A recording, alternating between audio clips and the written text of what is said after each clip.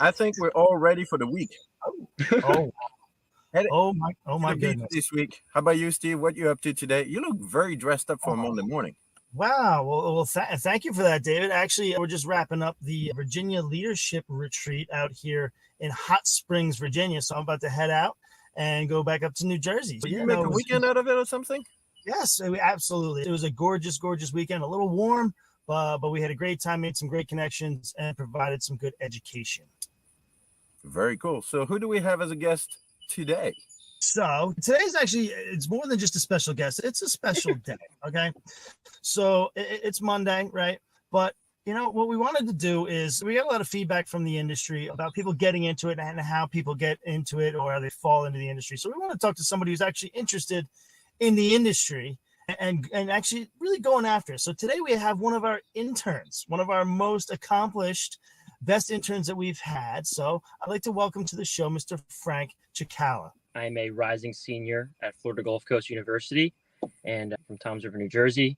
And this is my last day as an intern actually at JGS Insurance, and it's been a great time.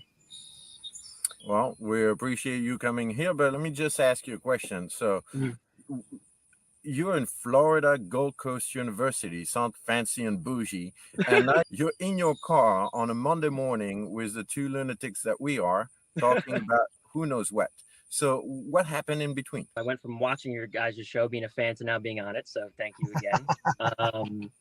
But really, I'm from New Jersey and just believe in, creating opportunities. I called up a connection, Ryan Fleming, and said, I'm looking for an internship. And, now I'm here talking to you guys in the car. So I do a little bit of Google stalking or Google creeping, and I did notice. Yeah, no, I noticed that you're a brand ambassador for Monsters. How does that come to be? Do you get binge drink a gallon? How do you become a brand ambassador, something like that? So my buddy was the brand ambassador for University of Maryland and said, Florida Gulf Coast is looking for one. So I applied and got it. And it's really cool. I get 14 cases a month, and I'm out there, on campus, sampling it to teams, sampling it to just people walking around, and it's definitely a good experience. Who is your favorite Monster-sponsored athlete? I'd really have to go with, honestly, anybody in the UFC. Monster's the biggest sponsor for the UFC. It's on the canvas. Whenever they win, they have the belt on their left, and they have a Monster can on the right. So UFC is definitely my favorite sport, so I'd have to go with anyone in the UFC. Got it. So, David, same question for you. Who's your favorite Monster-sponsored athlete? Oh, I would definitely say Lewis Hamilton and George Russell. Okay. Without sounding like a Monster commercial, I got to vote for Valentino Rossi. Oh, yeah. Okay. Oh, that's a good one. Yeah.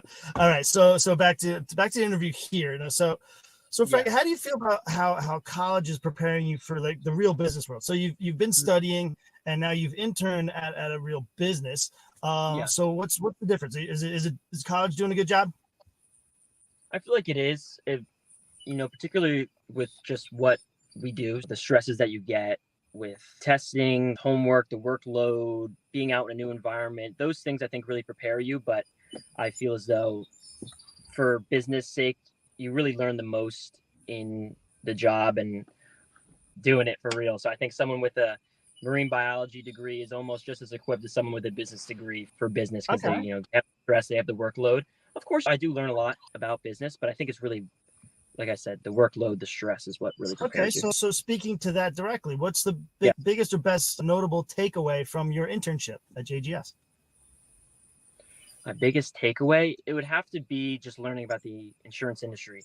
I really didn't know much going into it. I really was interested in doing sales and just being in business in general. Now I'm here and I just have a real newfound passion for the insurance industry and truly just helping people out, because that's really what JGS does, is we're just helping people, every day. So that's really what I'm passionate about.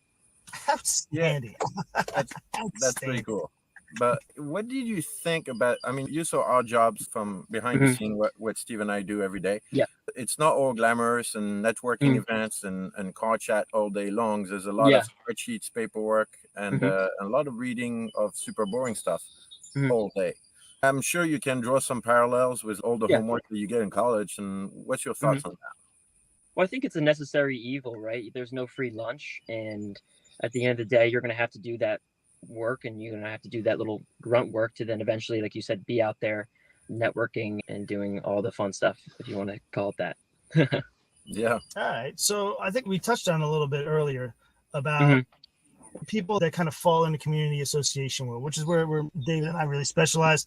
I think you spent a decent amount of time at JGS working with us in the habitational department. So Yeah. what makes it different for, actually having a direction now? Is it something that you would pursue, passionately, to being in the habitational community association world, or is it just insurance in general you're more interested in?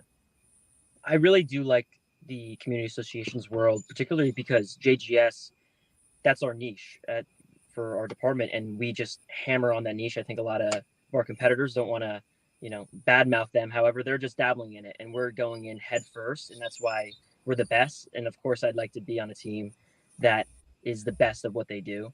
So that's why I would definitely like to go into the community association. I love this guy. I love this guy. Can we get a contract on the table this week for this guy? I love this guy. Yeah. So more important question: what's up with the bird? The bird, this is my mom's car. I take it to save some miles in my car. So that's the story of the bird. Learning is endless. There's always more to learn. I mean, you've seen people at JGS that have been in insurance industry for like 40, 45 years. Mm-hmm. So what's your takeaway from that part of the business? Well, it's exciting. I think that, you don't want to know everything. Once you know everything, it would become boring, I would assume. So the insurance industry is definitely so dense. My first few days, everyone's talking in all these abbreviations, 3-letter abbreviations. I had no idea what I was saying. So I just had to really hammer away learning. That's what I've been doing this whole internship, is just learning as much as I can about the industry. And sorry, I don't want to ramble here, but I would have to learn a lot to then be able to help out the clients that we would have. I would need to know as much as I can to really provide them with as much value, really. So very cool. Well, that's why we say that insurance isn't boring, right? 100%, it is not boring. It is not boring.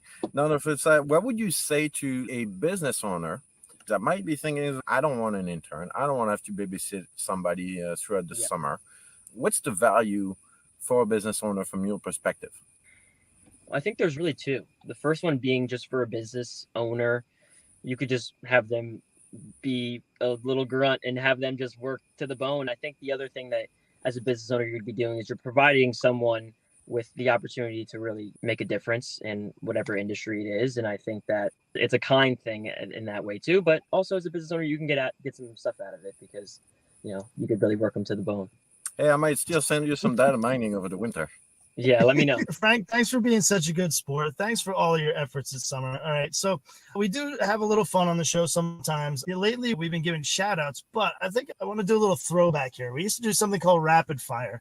So if you're willing to play along, David, are you okay with this? Oh, yeah. So I got a couple questions for you. Real simple answers, yes or no, whatever comes off the top of your head. We're just going to do a couple of them here. And then we'll let I'd like you go. to say one thing, Steve. Like, how much stuff do you have in that sun visor? You always pull stuff out of there. You're like Mary Poppins of the car. It's like up. If I move it too far down, it will rain paperwork on me. Yes, you are correct.